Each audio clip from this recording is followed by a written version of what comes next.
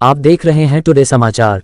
दरअसल आपको बात दें कि खबर जनपद कानपुर नगर से है, जहां भाजपा के रमेश अवस्थी कानपुर लोकसभा सीट के बने विजेता। भाजपाइयों में खुशी की लहर। मेयर प्रमिला पांडे ने डांस करके और भाजपाइयों ने पटाखे फोड़कर मनाया जश्न। भाजपा प्रत्याशी रमेश अवस्थी और गठबंधन प्रत्याशी आलोक मिश्रा में थी कांटे की टक्कर।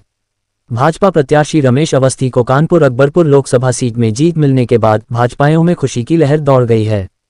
जीत की जानकारी मिलते ही मेयर प्रेमाला पांडे ने डांस करके और भाजपाइयों ने पटाखे फोड़कर जीत का जश्न मनाया। दोपहर तक दोनों के बीच कांटे की टक्कर चली थी। उसके बाद जीत की जानकारी मिलते ही भाजपा समर्थक जश्न मनाने में जुड़ गए। सुबह से ही भाजपाइयों ने जश्न की तैयारी शुरू कर दी थी। कानपुर दक्षिण जिला अध्यक्ष शिवराम सिंह ने पहले से ही लड्डू बनवा लिए थे।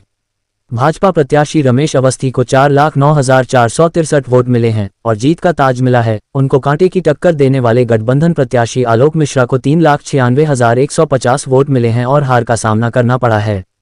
बताते चलें कि भाजपा की जीत पर नगर निगम में महापौर ने बजवाया ढोल और नगाड़े। लोकसभा चुनाव में भाजपा की जीत पर महापौर प्रमिला पांडे ने मंगलवार शाम भाजपा पार्षदों के साथ लोगों का मुंह मीठा कराया।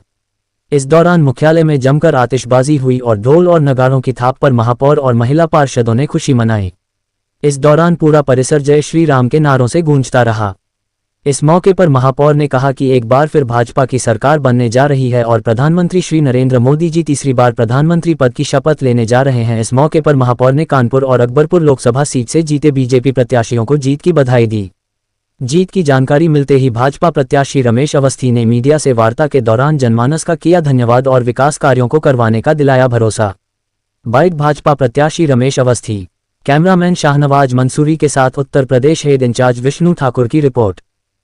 ऐसा है, सबसे पहले मैं कानपुर के सभी पूरे जनमानस को, सभी अपने भारतीय जनता पार्टी के देवतुल्य कार्यकर्ताओं को बहुत बहुत धन्यवाद देते हैं। उनका आभार व्यक्त करना चाहते हैं कि उन्होंने जब से मैं प्रत्याशी घोषित हुआ पूरे तन मन और पूरे उत्साह के साथ मुझे चुनाव लड़ाया और कानपुर की पूरी जनता ने मुझे वोट दिया, अपना समझा। तो सबसे पहले उनको बहुत धन्यवाद देना चाहता हूं और साथ में ये उनको भरोसा दिलाना चाहता हूं कि माननीय प्रधानमंत्री जी ने जो विकसित भारत का सपना देखा है, उसी के आधार पर हम सब लोगों ने विकसित कानपुर का सपना देखा है, उसको मैं जरूर पूरा करूंगा। अब क्या प्राथमिकता होने वाली है कानपुर शहर में? विकास, सबसे पहले विकास हमारी प्राथमिकता है। रोजगार, हमारी युवाओं को रोजगार मिले, ये हमारी प्राथमिकता है। यातायात की व्यवस्था यहाँ जो गड़बड़ है, काफी यातायात लग रहा है, हालांकि पूरे प्रदेश में है यातायात की समस्या, लेकिन फिर भी इसके लिए यातायात के लिए जो भी जितना भी है, चाहे वो रेलवे का एक एलिवेटेड रोड बनाने की व्यवस्था हो, एक फ्लाईओवर रेलवे का जो बनेगा, जो हमारे पूर्व सांसद ने उसमें काम किया है, उसको हम लोग पूरा बनाएंगे, एलिवेटेड रोड बनाएंगे। इसके लिए उससे यातायात की समस्या का समाधान होगा। और तमाम हमारे युवा जो है, यहाँ पर ग्रीन पार्क है, जो काफी वर्षों से यहाँ मैच नहीं हुए, मैं प्रयास करूंगा कि यहाँ पर भविष्य में अगर कोई लखनऊ में मैच हो, अगर यूपी में अगर 10 मैच हो, तो कम से कम 5 मैच कानपुर में भी हो।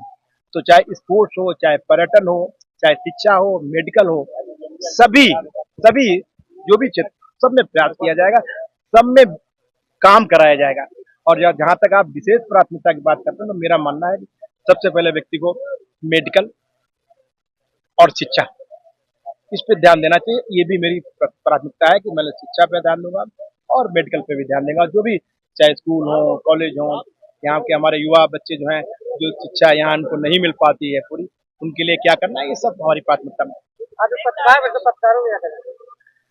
देखिए, सबसे पहले मैं अपने कानपुर के पत्रकारों का और पूरे देश के पत्रकार साथियों का बहुत बहुत धन्यवाद देना चाहता हूँ कि मेरी राजनीतिक यात्रा में उनका बड़ा योगदान रहा। और वो योगदान इस आशय में कि उन्होंने हमेशा मुझे मोटिवेट, जब भी मैंने कोई सामाजिक कार्य किया, चाहे वो सनातन यात्रा हो, चाहे स्वच्छता अभियान हो, उन्होंने हमेशा मुझे सपोर्ट किया।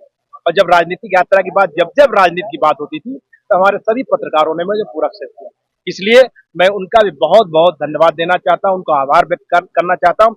और कानपुर में पत्रकारों की कोई समस्या होगी, बल्कि मैं तो पूरे प्रदेश और देश की बात करता हूँ, जो भी हमारे पत्रकारों की जो भी समस्या होगी, मुझसे कुछ भी जो भी हो सकेगा, मैं उनके लिए पूरी तरह से हमेशा तैयार रहूंगा, ये मैं आपको बताता हूँ।